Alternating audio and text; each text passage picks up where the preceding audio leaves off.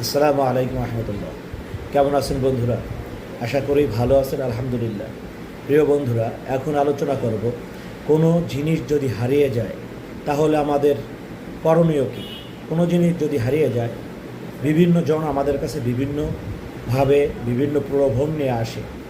আসলে আমরা হারানো জিনিসের তদবির বা রুকিয়া এরকম কোনো কিছু করি না, কারণ দেখা যাচ্ছে কি অনেক সময় এটা হিতের বিপরীত হয়ে যায়, যার কারণে আমরা এগুলোর চিকিৎসা করি না।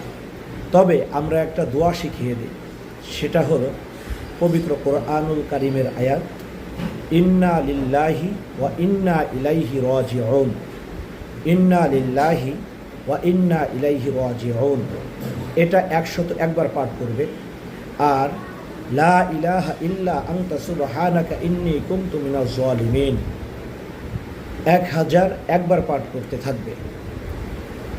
মহান রব্বুল আলামিন এই আমল করার বিনিময়ে তার হারানো দ্রব্য ফিরিয়ে দেবেন। আজ এ পর্যন্ত, সঙ্গে থাকে। আসসালামু আলাইকুম।